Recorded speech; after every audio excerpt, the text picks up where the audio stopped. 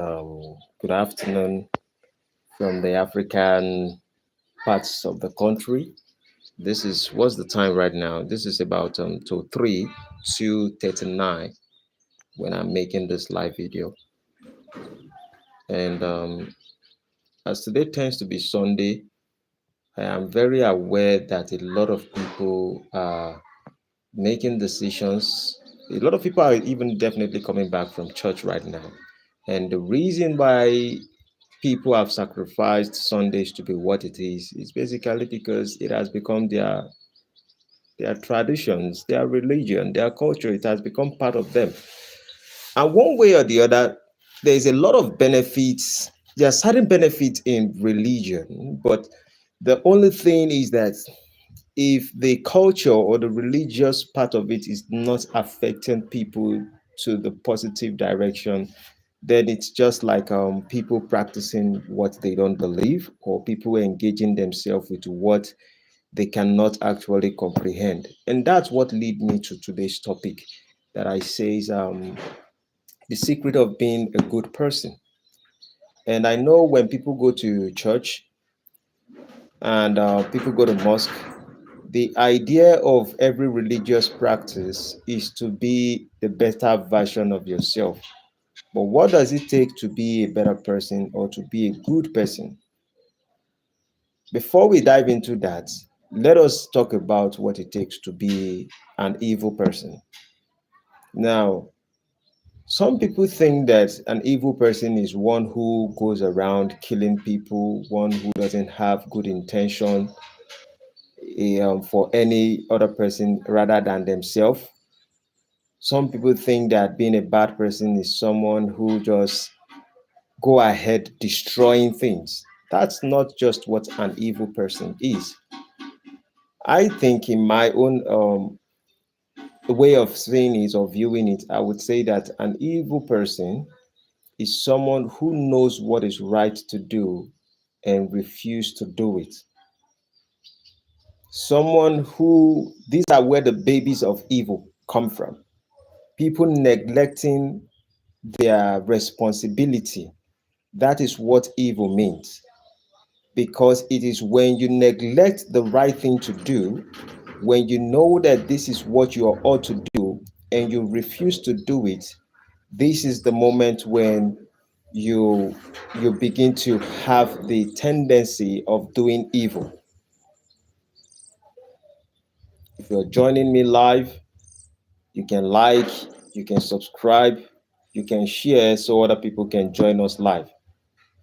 So I am focusing, trying to talk about how we can be good people, because what we find out in our life as individuals is that we struggle to be the best version of ourselves. And why we struggle being the best version of ourselves is we think we are not useful enough. And when we are not useful enough, that sentiment simply means we are not good enough. That means we are not using ourselves for the purpose at which we are meant for the purpose at which we are supposed to function with. So, with that being said about evil, that the baby side of evil is ignoring the little things that you could do that you know are your responsibility, rather than you taking those responsibility and taking actions, you ignoring the necessary things you're supposed to do. That is what we classify as evil.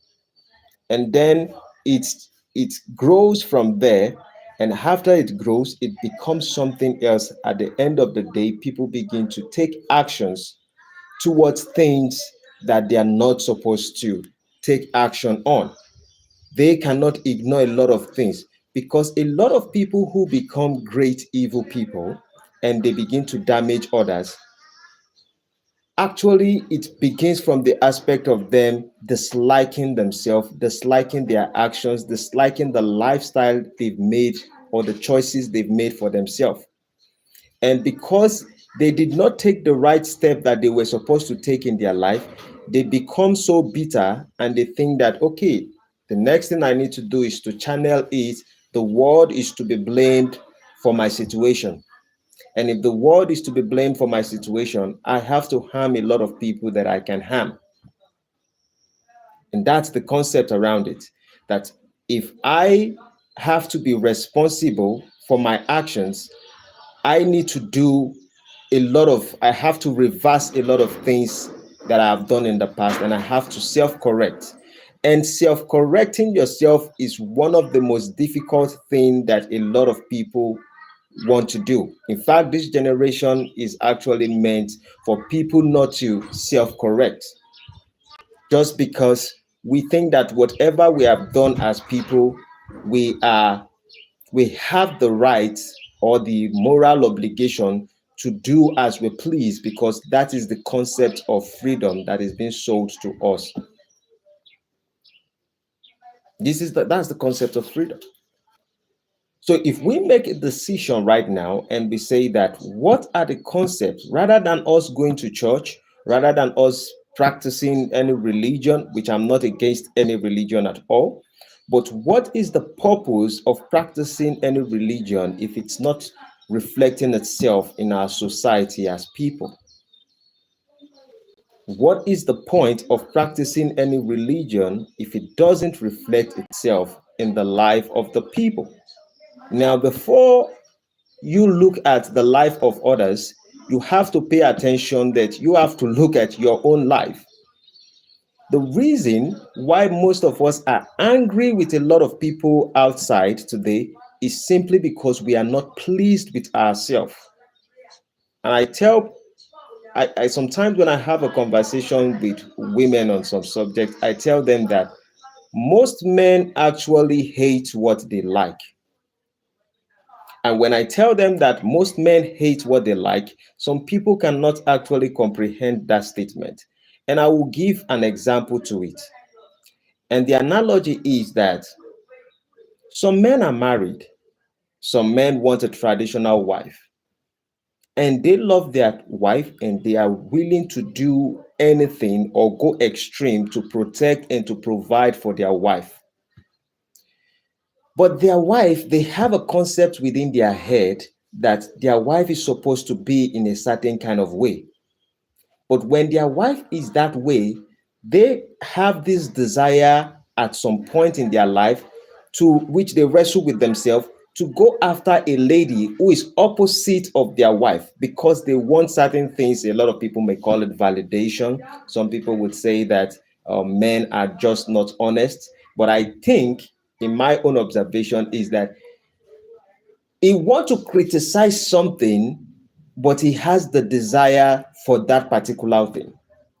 And this is why you can go into the red pill space, you can go to every other YouTube space, and you will find out that a lot of men criticize women's freedom or women's independence or women's liberation to act in certain kind of way because they despise it, but at the same time they are the one who also engage in it. So when you are not disciplined enough and you are not holding yourself responsible for the things you are supposed to do, then you begin to find way to blame other people for making themselves available for what you desire for. But you want something which most men actually want the traditional woman, but at the same time, they want the promiscuous woman. I repeat, most men who complain about women want a traditional woman, but at the same time, they want a promiscuous woman. Now, they want a traditional woman to act in a certain kind of way, and when they have that gift, that blessing in their life, they are not disciplined enough to nurture and to be faithful with that woman. They still have the desire and the urge to go after the woman who they claim is promiscuous and is not good for the society. If we have to look at life and what we are as people today, I say, let's go back in time and read a little about history to understand who we are as people. History has told the blacks that at some point in our life, yes, we might tend to be polygamous, but when the men tends to be polygamous, they had a lot of responsibility. This is not about anyone blaming anybody. They had a responsibility not just to the wives, but to their children. And you're going to look at it, if you can think deep enough, you're going to see that there's a reason for that. The circumstances of those times are different from our time. A lot of men wants to be able to get 3, 4, 5 wives today, and it's right for them to have it, but they don't want to be responsible to be able to take care of that same 4 to 5 wives. And everyone would say, why will I want to take care of you? I am a man. And you think because you're a man, that gives you the liberation to, act in any way you please. And I'm not saying that there's anything wrong for you to desire or have the desire to lust after certain women or have the desire to want certain women. But I'm asking you that, are you responsible enough to be able to take care of what you desire to have? And if you are not responsible enough to take care of what you aspire or what you desire within yourself, which is going to give you pleasure, then the question is that, are you a good person? When you look at yourself, are you good as a human being? Let's even forget anything. Are you good as a human being to chase after certain people, expect certain people to be in a certain way just to please yourself because of your own loss? But at the end of the day, you don't want to hold yourself accountable. Most men want to hold women accountable for being promiscuous. I have no issue as a person today with women being promiscuous because I made a decision on the kind of woman I want, and I knew that if I had the kind of woman I want, I might not have everything that I lost or have the pleasure for, and so I have to sacrifice for that woman. And when we talk this way, most men would say, oh, it's because you're a beta male. Oh, it's because you don't understand what you're saying. Oh, it's because you're not a man enough. There are all kinds of excuses people are going to give. When you hold your ground as a man, I have certain laws, I have certain rules that I stick by. And every of my family, including my children, they are aware that there are certain lines they don't cross because these are my principles. And if you cross that line, these are the consequence for it. I make the consequence apparent to the people around me. But I also make sure that I hold myself responsible enough that perhaps no matter what I desire, I have to be a leader for my people. If I am expecting my family to keep a name for themselves, for myself, if I want my family to move in a certain kind of way, I have to be a leader and I have to show example. And to show example, you have to discipline and you have to have certain principles. And that is what it means to be a good person. I would not give you laws that I'm not going to keep. A lot of men today that have family, they want to give laws that they cannot keep.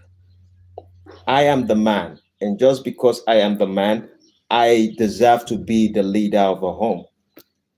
In fact, that kind of remind me in a particular subject I was thinking about to discuss, that there are certain men who desire to get married, and when they have a lady that they take to their family and they say, I want to get married to this person, their parents or his family or the family of the man begins to give him advice and tell him, no, don't marry this lady. I don't like this lady. This lady is not submissive. This lady is not this lady is not that. I think this lady is bad and all of that. Now, I'm not saying that it is wrong, but I'm saying that if your family cannot respect the choice as a man that you have made, how do you expect to be respected by the woman that you choose? Please, if you're just joining, if you're new, you can subscribe and like. You don't have to be offended with whatever I'm saying, and you can be offended, but I'm just trying to share certain perspective that I believe is going to be helpful to us. If you as a man make a decision to get married to a woman and your family are kind of interfering in the relationship of the woman. It simply means they don't trust the fact that you are a leader. They don't trust the fact that you can make the right choice. They don't trust the fact that you're a better person. They don't trust the fact that they've raised you right and you can make the right decision. And if you are at the age of a person who needs to have a wife and your family can still interfere, how would you expect your wife to respect you when your family cannot respect your own decision of the choice that you make? I could remember at some point when I was about to get married to my wife, I even told my mom. I was already 16 at that time. I told my mom, I said, whoever I decide to get married to, I am 1000% sure that you're not going to interfere with it. I was raised from the street, so probably I wasn't too good in certain things. But I told her, I said, whatever choice I make, I think that is final. Everyone needs to agree to what you have the time to raise me as a mother to be the kind of man I need to be. And I want you to understand that when I become a man who is desiring of a woman, then know that you have raised that man to that point. I don't need you to teach me or to coach me. Yes, you can advise me. Yes, you may guide me, but you are not going to make a decision in my relationship. And so a lot of men, after they get married, they think women are not observing these things. They believe that, oh, the woman that I get married to, despite the fact she understands that my family don't like her, my family tells me a lot of things about her that are probably negative. But you expect that when you are in the relationship with that woman after she has given birth or she hasn't given birth, but as time goes on, you expect her to honor and respect you when the foundation of where you're coming from has shown that you're not competent. If you're not competent, how can you be a leader? And I'm still focusing on the aspect of you being a good person. For you to be a good person, you have to hold yourself accountable. And I said it that what makes you an evil person or a baby evil is when you know what you're supposed to do and you ignore it. When you ignore your responsibility, at the end of the day, you become bitter because you have failed yourself. And when you are angry, you channel that anger to the people in the world. And this is how you see people committing suicide, suicide bombers, killing other people. They have failed themselves in the first place. They have failed. They are disappointed in who they are supposed to be. When they had the chance to take responsibility for their actions, they never did. So everyone should be held accountable. And this is also applicable to women also.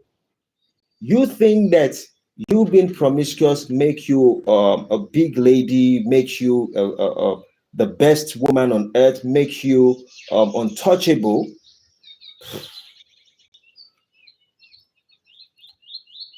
There is a consequence to those things. There are consequences to those actions of you being promiscuous. I tell people at some point that sex is spiritual. I do not care who you are. Sex is spiritual. And when men kind of tell me that, oh, it's okay for us to date a lot of ladies and the rest of it, I always ask them a question. I say this. Do you think a lot of ladies would be prostitute if not because they are broke? And this is the dynamic at which equality is in playing role. Most of men who get married today cannot marry themselves. A lot of men who get married today to a woman and a woman is able to accommodate them, those men, if they were women, they cannot accommodate themselves. They cannot even marry themselves. And I tell people this, I would say that the best way to know how to get a good woman is to be sure that you are the right man. The same thing applicable to the woman. The best way to get a good man or the right man is to be the right woman.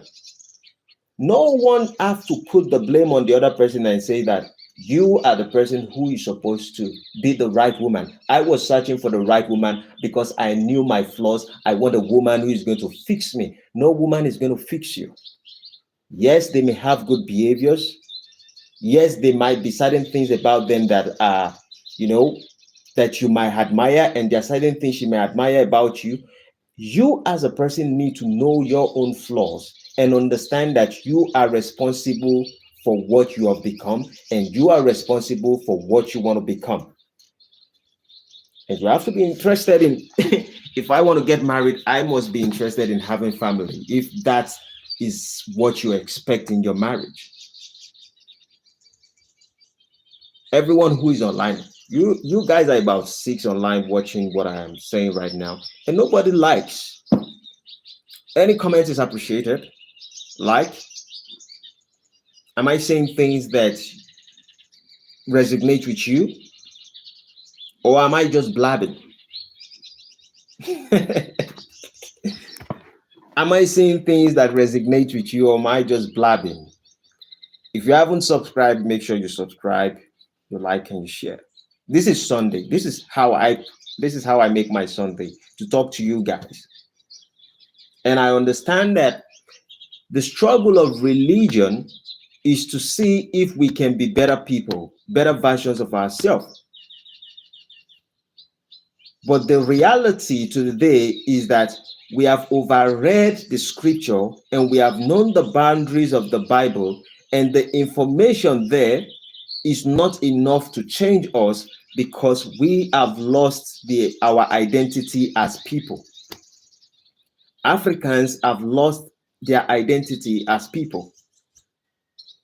There was a video I made today, and I spoke about the fact that the reason why a lot of Africans or a lot of blacks, we are having issues with cultism, we're having issues with promiscuity, we are having issues, all kinds of issues in our race, is simply because there's a disparity between men and women. There's a disparity between men and women. Go online right now. Most of the trending subject about the blacks is all about marriage collapsing. And a lot of people on social media are willing to debate this. The man is right, the woman is right. The man is right, the woman is right. And everyone is like, do what's good for you. This is a free word. Do what's good for you, babe. There was a time in the race of the blacks. It's about how do you guys work together, the man and the woman, how do you guys keep your union together? But today, it has become, girl, do what is best for you, guy, do what is best for you. And the moment we think that is how we should perceive ourselves, we give birth to children. Either the man is not in the life of the children or the woman is not in the life of our children. At the end of the day, we believe that a single woman can raise children, and that is impossible.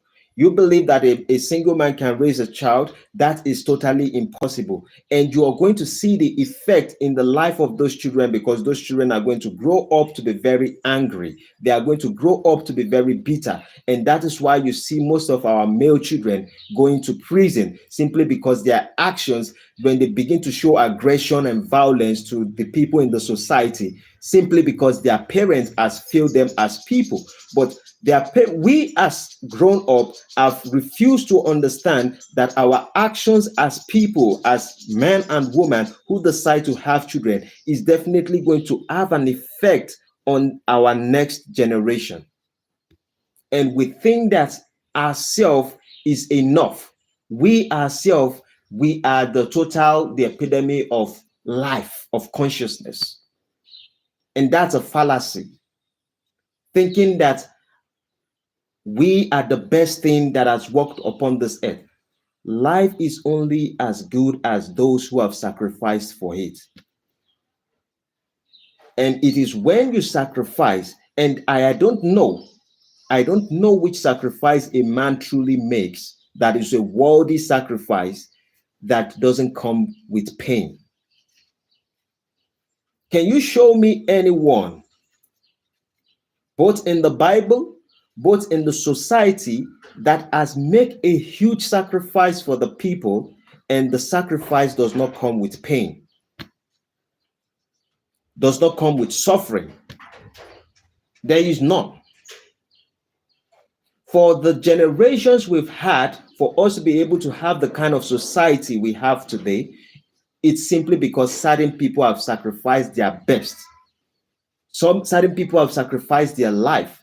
Certain people have deprived themselves of certain pleasure, of certain things, and think that the next generation actually matters, not just we. But today, everything we think about is ourselves. And when we begin to move with that concept of mind, we become evil. And this is the reason why evil, it's something that has a consequence. And the consequence is by the way we feel within ourselves.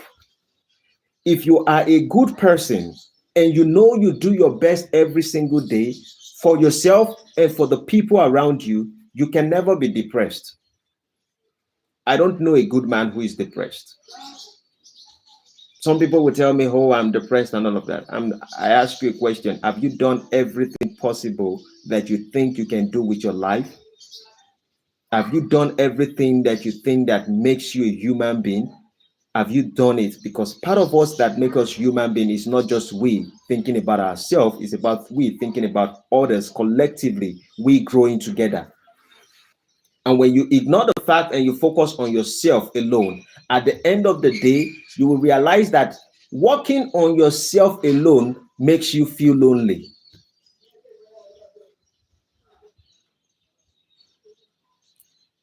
Working on yourself alone makes you feel lonely. And when you feel lonely within yourself, then you get depressed. When you help other people to grow, when you are working collectively with other people, there is no chance that you are going to get depressed, because every single time you fall, you remember everything you have done, and the people who you have raised would always want to be with you, and they will keep giving you the memory of where you are coming from. So we have failed in one way in the society today by indoctrinating ourselves that we are the most precious things on earth, and we are living our life on individuality. And individuality is the cause of depression.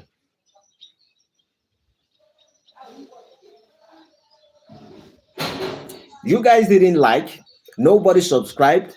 Oh, what did I do to you guys? Maybe I'm not speaking about the subject that a lot of people will be interested in. But I'm surprised at least 4, 7, 8 people are joining me live. But am I saying things that you guys are not finding cool? No chat, nothing. It's funny, but I'm here to just tell you that even when you make decision to sacrifice for people, to sacrifice for yourself and others, it doesn't mean you're not going to feel exhausted. It simply means you're not going to get depressed. There's a difference between being exhausted and being depressed. When you give out your best to the world, you get exhausted. When you fail yourself and you feel that you have failed as a person, you get depressed. Depression comes from failing yourself. And when you fail yourself, it is an indication that you are not good enough. Not by what people say. Yes, they will tell you you don't have to care about what people say. But the reality is that you talking to yourself as a person, do you think that you are the best version? Do you think you are a good person? Can you look into the mirror and tell yourself that I am a good person? I have done everything I'm supposed to do. Paul the apostle said it. He said, I've run the race. I have done my best. I've run my faith. And when he talk about this, what he's saying that I have inspired a lot of people. I have dedicated my life to improve myself and improve others. But today, when you go to church, every single thing they preach in the church is about us, about individual member. Yes, we understand that salvation is a conversation about you and God, you and Jesus. And a lot of people, rather than them to be married to their husband, some of them will get married to Jesus. So Jesus was single. You are married, but you aspire to get married to Jesus. And so you fail your marriage. Jesus is not what can fix people. People have to wake up to and have consciousness. Jesus is to bring consciousness to human. Consciousness is for you to be aware of the time and the season of your life. And when you understand the time and the season of your life, you would know what to do at that time. If it is raining right now, I wouldn't be making video outside my house, because this is the time at which I can do it. This is the time at which I can come to life and make a video. If I make a decision to wait till midnight and that is when I want to make video and everywhere is dark, it is the wrong timing. I am not doing what I ought to do because I am unconscious and I'm expecting a result that certain people are going to join me on live within when I'm in the dark. That's not possible. So Jesus, his message was to bring consciousness to mankind. But the problem is that Jesus has been sold to us as a trade of whatever depressed life we live as human being today, whatever failed life we live as human being today, one day we are going to wake up and there's somebody who is just going to turn our life around. You know, we use Jesus as hope. And hope is a very great thing because hope is what makes men do their best and makes them to continue. But the expectation of afterlife, when we have not taken care of this life that we have the grace that God has given to us, we disappoint and we fail ourselves. We fail the next generation because we make a decision to be irresponsible. We make a decision to focus on ourselves. A lot of people talk about salvation and they talk about my salvation, and you neglect the fact that you have certain responsibility, and your responsibility, which was part of Jesus' responsibility, was to make sure that I take care of my consciousness myself and I take care of others. But we focus most times on ourselves. This is what I'm going to use to summarize for now. For you to be a good person, be responsible. Look into yourself and ask yourself every single time, have I done the best I can? Hope I'm not using religion as a mask to think that I am a good person, because a lot of people who go to church are just using church as a mask to make themselves feel that they are good. Oh, whatever I do, God is going to forgive me and all of that. I'm not saying that the race to life is going to be easy. No, I'm not telling you that. But I'm saying it's going to be a struggle and you are going to fall at some point. You're going to stand at some point. But if you are decisive on the vision of being the best version of yourself, of being a good person, because a good person simply means you're doing your best to everything that is within you. Because it's funny that when you look at Christians today, most of them love God, but they hate his creation. They love the creator, but they hate his creation. So it is easy for you to look at the blacks sometimes and you say the blacks are acting this way. The blacks are not sensible. Africans are this. This is, maybe you're in diaspora, maybe you're in the Western world, and you look at your people, the blacks, you say they are this and they are that. On Sunday, you go to church. You act as if God is speaking to you. You love God. You love the creator, but you hate his creation. Is it possible for me to tell you that I love you as a person and I hate your children if you're a woman? If you're a widow, I tell you I love you as a woman, but I hate your children. This is simply because we don't have the understanding of what God is. And God is a divine thing that exists within us. And we are to water it by struggling and making sure that we push out the best of ourselves to the world. And we are responsible for everything that is around us.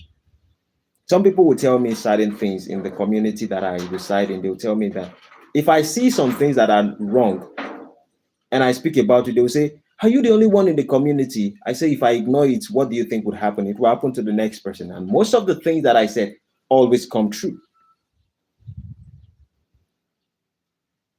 Always come true. I say, why would you see something that is wrong and you think it is not your responsibility? You might not be able to fix it, but if you have the opportunity to inform certain people who can make a change on it, why not do it?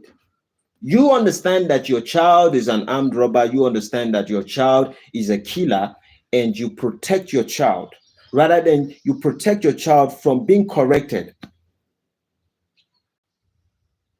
And what are you doing to make sure your child, you just want to protect your child? You have become evil automatically. To become a bad person is very simple. You see everything that Adam and Eve were doing in the Garden of Eden, it was just nothing. They've been struggling, working, and doing their due diligence and the rest. All they had to do is just to eat one apple. And that's how evil comes. You can see people being innocent, people being righteous, people doing everything. Just one thing, pop, and you change 360-degree and you become the worst version of yourself. And the problem is the consequence. But are you struggling to make sure you meet back to the standard at which your life is supposed to be? And your life is not your life without the communion of others. Your life cannot be in the best version of itself if it's not in communion with others. Consciousness rise. If you look at war that have happened, World War One, World War Two, and everything that has happened, shouldn't humans reduce in population? But because consciousness rise, that is why you can see that we don't die, we keep multiplying. But it is our responsibility to understand that while we multiply, we are to take care of each other. And that is love is the best thing we can create as people. If it makes sense, like and share. Have a blessed day. This is what I have for you today. See you in the next one. Maybe next week Sunday, maybe Saturday. Adios, amigos. Bye bye for now. Thank you.